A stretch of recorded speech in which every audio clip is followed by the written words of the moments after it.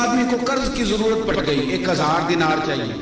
میں کہہ چکا ہوں کہ درہم چاندی کا ہوتا تھا، دینار سونے کا. 1000 دینار لینا ہے. تو جس بندے سے اس نے کہا، اگرچہ وہ نیک بندہ تھا، اس نے کہا یار 1000 دینار دے دو. تو کہنے لگا کوئی گواہ ہے تیرے پاس؟ وہ کہنے لگا غریبوں کا گواہ کون ہوتا ہے؟ ہاں ایک گواہ ہے. کہا کون؟ کا میرا رب، وہ تیرے اور میرے بیچ گواہ ہے. اس نے کہا کوئی کفیل، اگر تو پیسے نہ دے سکے تو وہ بعد میں دے دے، یا تجھے کچھ ہو جائے تو وہ دے دے. اس نے کہا کفیل بھی میرا اللہ ہی ہے.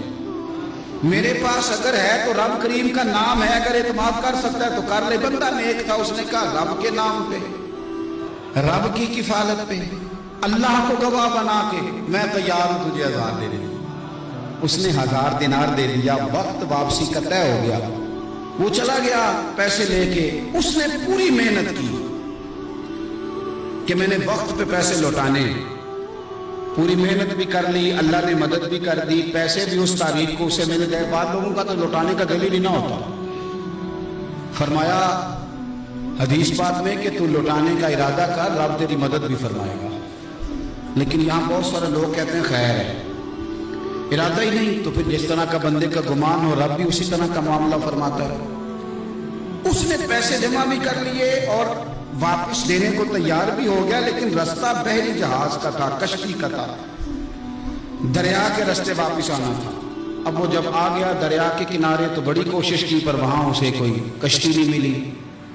وقت پہ پیسے لوٹانے ہیں، سفر کرنا ہے، اب سواری میسر نہیں ہے. سوچ سوچ کے پریشان تھا کہ میں نے تو اللہ کے نام پہ لیے.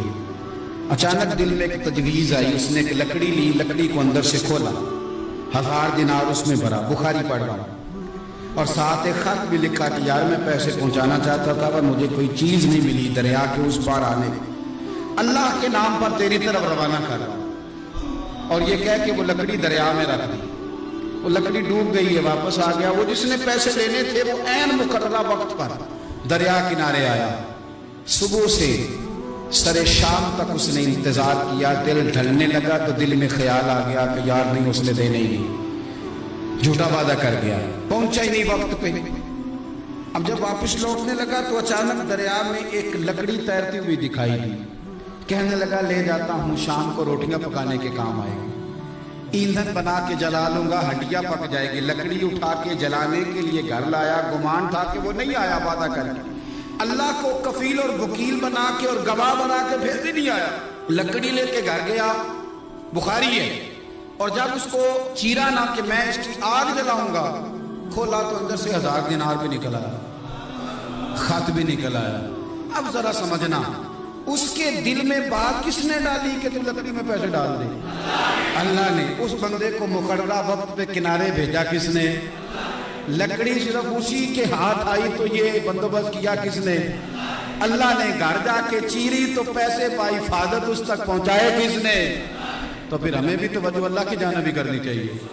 ہمارے پہ دل کی توجہ رب کی طرف ہی ہونی چاہیے نا. ہمیں ادھر ادھر جانے کی، دیکھنے کی، بندوں پر غور کرنے کی ضرورت کیا ہے؟ وہ پیسے پہنچ گئے. یہ وہاں اپنی جگہ پہ پریشان تھا. اس نے 1000 دینار اور جمع کیا. پھر دوبارہ ایک دن دریا کنارے آیا، کشتی مل گئی. بیٹھ کے اپنے اس بھائی کے پاس آیا. کہنے لگا دیکھنا مجھ پر بدگمان نہ ہونا، پیسے اس تاریخ کو بھی جمع کر لیے تھے. دریا پہ آیا تھا پر کشتی نہیں ملی تھی. پھر میں نے نا لکڑی میں ڈال کے، خط ڈال کے تیری طرف بھیج بھی دیے تھے، لیکن آج میں پھر لے کے آ گیا ہوں. وہ کہنے لگا خوش ہو جا، جس رب کو تو نے میرا اور اپنا گواہ بنایا تھا اس رب نے میرے تک پہنچا بھی دیے ہیں. جب لوگ اللہ کو گواہ بناتے ہیں، رب کی جانب اپنی توجہ کرتے ہیں، اپنی چاہتوں، خواہشات اور اپنی ساری چٹھیاں اپنے رب کریم کی رحمت کی طرف روانہ کرتے ہیں، پھر اللہ اپنے بندوں کو مایوس نہیں کرتا. اللہ اپنے بندوں کو نواز دیتا.